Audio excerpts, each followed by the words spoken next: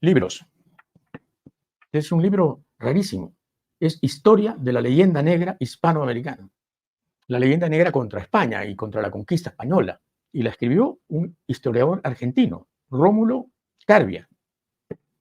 Un libro muy raro. Lo compré hace años en una librería de viejos. Y dice, por ejemplo, que toda esta leyenda negra sobre la conquista española nace con Bartolomé de las Casas, el cura dominico, que escribe Breve historia de la destrucción de las Indias, y que escribe cosas como esta. Una vez dice, una vez vi que teniendo en las parrillas quemándose 4 o 5 principales señores, y porque daban muy grandes gritos y daban pena al capitán o le impedían el sueño, mandó que los ahogasen, y el alguacil, que era peor que el verdugo, que los quemaba, no quiso ahogarlos. Antes les metió con sus manos palos en las bocas para que no sonasen y atizóles el fuego hasta que se asaron despacio como él quería. Yo vi todas las cosas arriba dichas y muchas otras infinitas. Y entonces este historiador dice, es un mentiroso. El libro en realidad es un panfleto, es un libelo. Dice, nunca cita testigos. Siempre es él el que ve todo. Y efectivamente el libro tiene ese problema.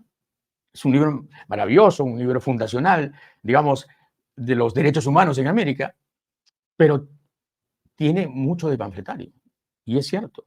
Dice, en ningún momento cita testigos, solo en 2 oportunidades. Solo en 2 oportunidades invoca las casas, pruebas documentales corroborantes de sus afirmaciones. Eso ocurre en el caso del obispo de Santa Marta, que escribió al rey en 1541, y en el de Fray Marcos de Niza, de quien transcribe un informe muy semejante en el fondo y en la forma a lo que contiene cualquier página de su mismo libelo.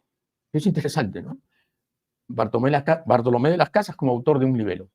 Que Bartolomé de las Casas no es necesariamente un ser seráfico y que no es una línea clara, pues posiblemente cuando pasamos del ideal de las cosas a la realidad de la experiencia, nada es químicamente puro, pero que es una persona de la que la inmensa mayoría de los españoles, cuando conocen su personalidad y la generalidad de su vida y de su trayectoria, nos hace sentir orgullo de que en aquella época levantara su voz y su pensamiento y su acción una persona como Bartolomé de las Casas, yo creo que pues, pocas veces es discutido. Si leemos las obras completas de las Casas, nos encontramos siempre con una constante que es la autorreferencialidad, la autolegitimación, el uso de sus escritos para imponer sus ideas, para denostar a los contrarios, y era un peligro para el biógrafo. Rápidamente entendí que debía distanciarme, debía separarme. ¿Y cómo lo hice? Pues optando, en segundo lugar, por una biografía como la que ha acabado publicándose, que es una biografía coral, colectiva. Es una biografía en la que el personaje queda inmerso en un contexto y queda inmerso también en una red de relaciones que supo establecer. Sobre el contexto, parecía que se había escrito mucho sobre la conquista americana del siglo XVI. Yo lo que he intentado es hacer un planteamiento acorde con esa nueva visión de la conquista. Una conquista que, por una parte, nunca concluyó en el siglo XVI, sino que fue, efectivamente, más allá de 1570, que suele ser la fecha establecida como final, y continuó a lo largo de los siglos XVII, XVIII, dando lugar a un mundo colonial marcado por la pluralidad. Pero también una conquista que no se basó en el tópico, un tópico que había creado particularmente Bartolomé de las Casas, en el tópico de conquistadores contra indios. Hoy sabemos que fue algo mucho más diverso, mucho más heterogéneo, que hubo, por supuesto, conquistadores españoles, pero que también hubo conquistadores indios, que hubo conquistadores negros, que el mundo que surgió, efectivamente, del siglo XVI no fue únicamente un mundo marcado por la destrucción, sino también por la aparición, la construcción de nuevas fórmulas de convivencia o de coexistencia. Del mismo modo, he hablado de esa capacidad, habilidad, creo que en algún momento hablo incluso de astucia de las casas para aprovecharse de las redes políticas, de las redes religiosas en las que se movió de manera pues, muy fluida. Las Casas también, frente a un cierto tópico, fue un hombre muy cercano y muy querido por el poder. Podemos hablar luego, efectivamente, sobre su papel en la gestación de las grandes leyes de protección de los indígenas en Indias. Pero sobre todo me interesaba destacarlo, efectivamente, como protagonista de una red de solidaridades que además en esta época iban tomando unas dimensiones realmente, podemos decir, planetarias. Yo no he querido hablar de un mundo atlántico en el siglo XVI, pero sí de las casas como un hombre atlántico, como un hombre capaz, evidentemente, de vivir la experiencia americana y de trasladar esa experiencia americana constantemente al viejo mundo, de poder escribir y debatir con compañeros de orden, con religiosos, con autoridades virreinales en la Nueva España y también debatir en Valladolid con los grandes humanistas del siglo XVI. Y aquí lo importante fue esa capacidad para ir logrando adhesiones. Es sorprendente ver cómo las cartas que envía a las casas llegan a influir en las bulas papales ya en 1537. Y hay que recordar que uno de los últimos escritos de las casas es una carta que escribe a quien fuera un antiguo compañero dominico, el nuevo Papa Pío V, en 1566. A partir de ahí, ¿qué surge? A partir de la aplicación de esas premisas, de la consulta de la documentación, de evitar esas trampas que también efectivamente en las que suele, digamos, tendernos las casas, porque las casas cuando hace ese tipo de referencias autolegitimadoras, autorreferenciales, pues rápidamente encontramos, por una parte, su propio deseo de ser imparcial ante el lector. Y es un personaje curioso porque habitualmente habla en tercera persona. Se refiere a sí mismo en los escritos como el licenciado, el obispo, el fraile Las Casas, pero a la vez añade siempre, yo lo vi, yo lo conocí. En algún momento, incluso en la brevísima relación, su escrito más famoso, advierte, yo sé quién era, porque lo conocí en Sevilla, pero no lo nombro. Es decir, le da un tono de una verosimilitud, de una realidad realmente sorprendente. Hay que en todo caso, ser precavido. A partir de estas premisas, como he dicho, surge una visión de un Las Casas polifacético. Polifacético que yo ahora solamente intentaré resumir o compendiar en 6 aspectos. 6 aspectos que yo creo que dan originalidad a la biografía que presentamos o que he escrito. Por una parte, un Las Casas muy volcado en el mundo de la política. Hay que recordar un hecho, a veces anecdótico. 2 grandes cronistas, uno mestizo y otro indígena, de finales del XVI y comienzos del siglo XVII, se refieren sobre todo a Las Casas, un Las Casas que ya ha muerto, pero cuya obra ya tiene trascendencia lógica, se refieren a él siempre como licenciado, como una persona versada en el derecho, en la vida política. Me refiero al Inca Garcilaso de la Vega o al cronista peruano indígena Huamán Poma de Ayala. Y ciertamente, Las Casas supo manejarse muy bien en ese entorno. Y fue una persona que influyó decisivamente sobre las directrices de gobierno de las Indias. Más aún, yo creo que el principal mérito de Las Casas en lo que sería el mundo político del siglo XVI fue lograr que el tema americano estuviera siempre presente en la alta política de la monarquía hispánica. Y esto no fue fácil. En las reuniones de cortes castellanas, en las ceremonias de abdicación del propio Carlos V, a mediados del siglo XVI, el mundo americano queda realmente marginado, postergado. Cuando también Felipe II, el heredero, comienza a organizar un recorrido por los distintos reinos que serán suyos, que heredará, también, efectivamente, en cada una de las entradas a las grandes ciudades europeas se hacen una serie de representaciones de los grandes territorios que estaban englobados dentro de la monarquía. Y no aparece Indias. Las Casas, en cambio, insiste de forma persistente y constante. Las Indias son parte fundamental de la monarquía hispánica. En realidad, para las Casas, las Indias y el indio son la base de justificación de esa monarquía católica. Por eso mismo, en segundo lugar, he querido hablar de Las Casas evangelizador. Un Las Casas, efectivamente, que considera la palabra, el diálogo, el convencimiento, la evangelización pacífica como un método, el único método adecuado para llamar a las gentes, para llamar a los nuevos indios a la conversión.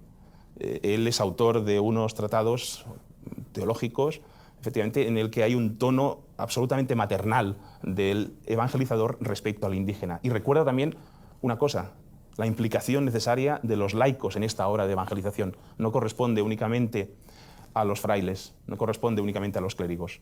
Los laicos, dando ejemplo, atraerán aún más a más gentes a la verdadera religión.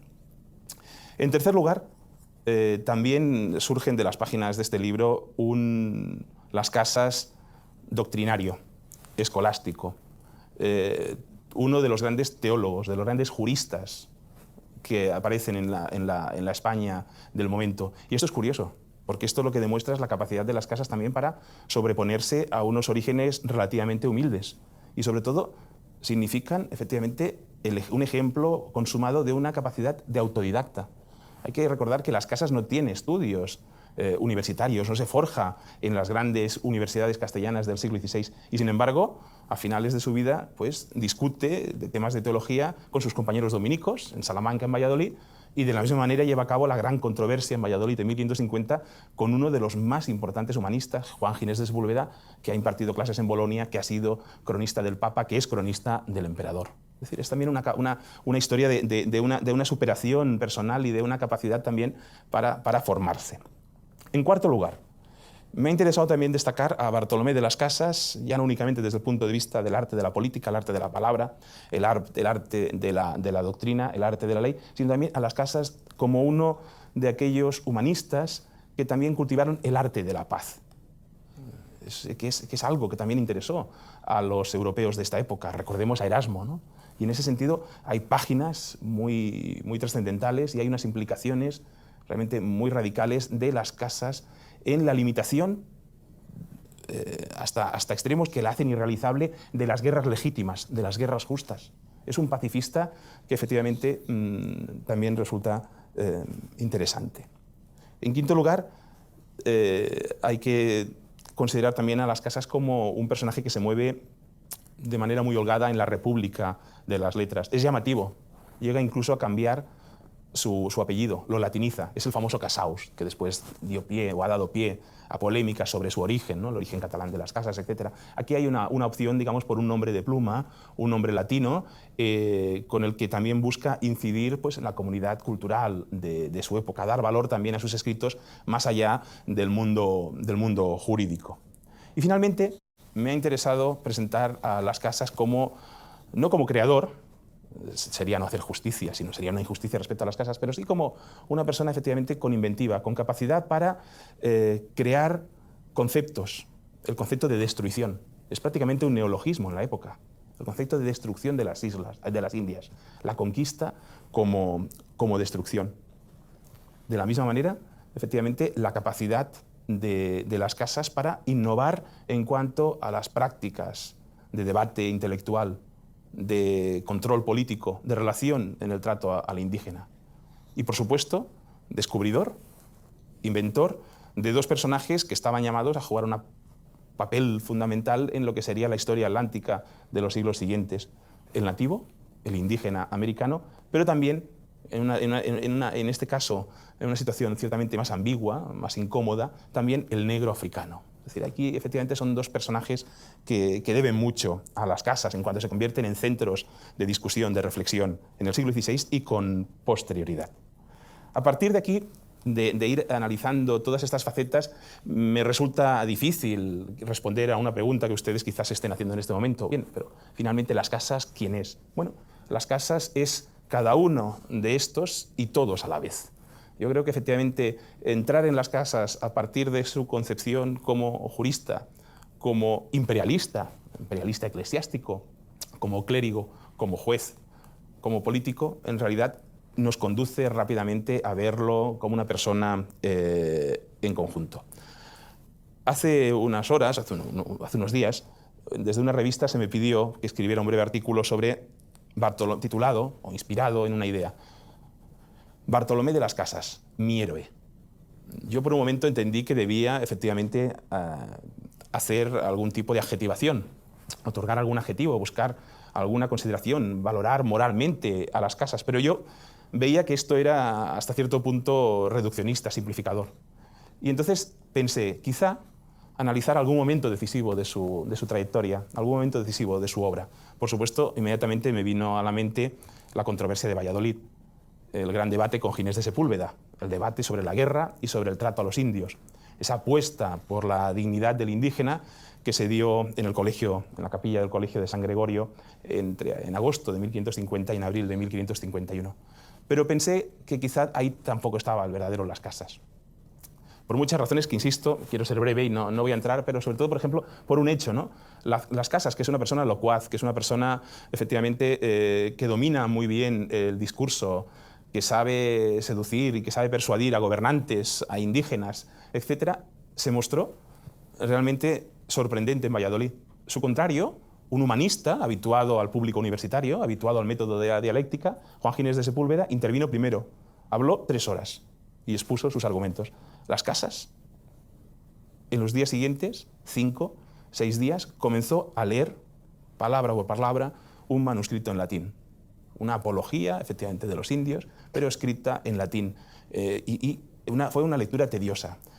El propio Juan Ginés de Sepúlveda, evidentemente de manera maliciosa, dijo que acabó porque se acababa el manuscrito o porque se acababa la paciencia de la comisión, de los jueces que escuchaban sorprendidos al dominico. Yo creo que no eran Las Casas, aunque evidentemente sea un momento crucial en su vida. Me quedaré quizá con Las Casas crepuscular. En Las Casas, efectivamente, que se ve quizá mucho más humano, en el que se percibe efectivamente su auténtico carácter. En Las Casas, que muere con 82 años, en estos últimos años de residencia en el colegio de los dominicos de Valladolid. Un Las Casas que efectivamente pues, bueno, da síntomas de su vejez. No en vano lleva 10 viajes transatlánticos a sus espaldas. Los compañeros dominicos le escuchan frecuentemente gritar. Es porque se está confesando con su compañero dominico, Fray Rodrigo de Ladrada. Además, Fray Rodrigo de Ladrada, Bartolomé de las Casas, que han convivido durante tantas décadas juntos en América, no acaban por integrarse en la comunidad. Y el discurso, además, del anciano Las Casas es un discurso muy radical, es un discurso de una radicalidad juvenil, apocalíptico, mesiánico. Habla de que efectivamente la providencia pulverizará a España por los abusos, como castigo por los abusos cometidos en Indias. Los frailes dominicos incluso les ponen un sobrenombre. Hablan de que son nuevos profetas.